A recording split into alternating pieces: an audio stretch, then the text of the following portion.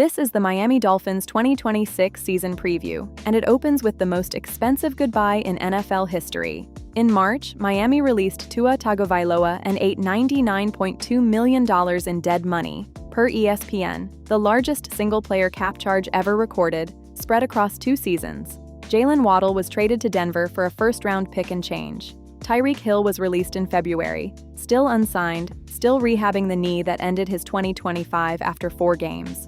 The general manager was fired in October, the head coach in January, and the new regime, general manager John Eric Sullivan and head coach Jeff Hafley, both from Green Bay, signed Malik Willis, a quarterback with 6 career starts, to run the offense. The market put Miami's win total at 4.5, the lowest number on the board. This is not a preview that argues the market is wrong about the direction. It's about what the floor actually is and what this season is actually for. What was real in 2025? A mediocre team, fully earned. 22nd in expected points per play on offense, 26th in expected points allowed on defense. 18th in pass efficiency, 26th on third down. The quarterback evaluation that drove the teardown has numbers behind it. Tua ranked 29th in adjusted net yards per attempt, threw 15 interceptions against 20 touchdowns, and posted accuracy a shade below expectation. Under pressure, he ranked 27th in efficiency among qualifying starters. And the charting detail that stings is that he barely let pressure happen. Only 2 qualified quarterbacks got the ball out faster. The quick release was supposed to be the superpower. Last season, it was a ceiling. The ball came out fast and went nowhere. The defense's problem was structural. Miami blitzed at the 5th highest rate in football and finished 28th in pressure rate anyway. Maximum risk, minimum reward, and gave up the 6th worst efficiency per dropback in the league. And then there's the one thing that worked. Devon Achane, 350 rushing yards, 5th most in football, at 5.7 a carry, plus 67 catches for 488 more. On a bottom 10 offense, he was a top-shelf weapon. What was luck? Almost none of it. And for this preview, that cuts the other way from what Dolphins fans might hope. Point differential says about 6.5 wins. They won 7. 1-score record, 4-3, unremarkable. Turnover margin, -5, 24th, mildly unlucky at most. Our regression model flags nothing here.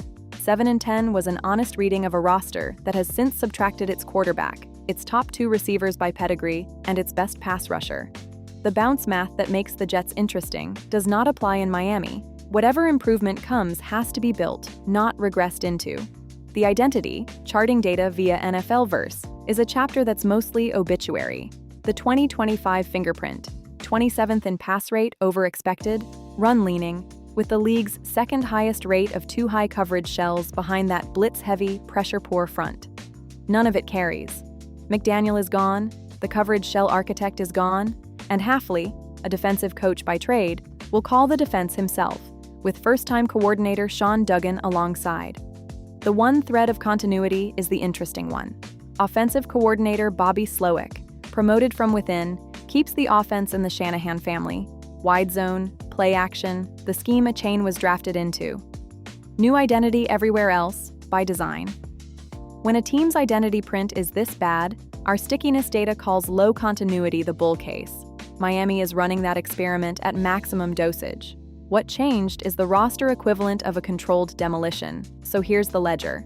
Out, Tua to Atlanta on a veteran minimum deal, Waddle to Denver. The return, picks 30, 94, and 130, spent in part on corner Chris Johnson at 27. Tyreek released, Bradley Chubb released and signed in Buffalo. Minkah Fitzpatrick traded to the Jets for a 7th. ESPN puts the total dead cap near $179 million, an unprecedented number. In Willis on 3 years, $67.5 million, 45 guaranteed, from the 2 men who watched him practice every day in Green Bay, and 13 draft picks, none of them a quarterback. Alabama tackle Caden Proctor at 12, Johnson at 27, then linebackers, receivers, and tight ends in bulk. The quarterback room behind Willis is all evaluation. Quinn Ewers, the 2025 7th-rounder who got 4 games late last season and completed 55 of 83, plus 2 undrafted projects. No veteran insurance was added, on purpose. If Willis wobbles, Miami finds out about Ewers. Either answer feeds the same 2027 decision, and one contract that tells you the plan isn't a pure tank. Achane, who skipped the start of the voluntary program in April, got 4 years and $64 million top 3 running back money. Teams playing for the first pick don't pay the running back. Teams building a 2027 launchpad do. One scheduling note that tells you how the league sees this team. 0 primetime games in 2026, not one.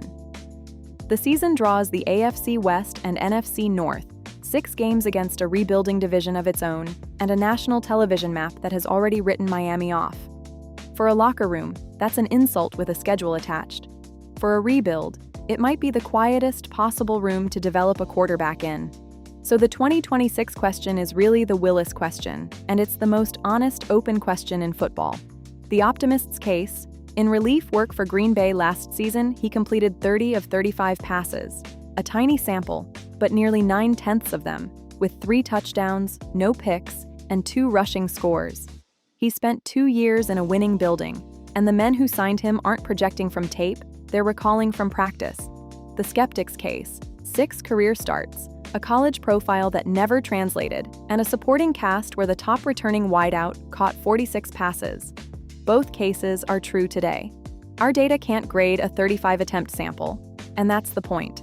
Miami paid $45 million guaranteed for information nobody else has. Behind it sits the real scoreboard: Proctor at left tackle, a rebuilt defense under a coach who calls his own plays, and a 2027 draft where Miami is currently projected to pick at or near the top with the quarterback class everyone is waiting for. The season is an audition, for Willis first, and for the pick if he fails. Fantasy names to know: scored Half-PPR. It's a one-name team.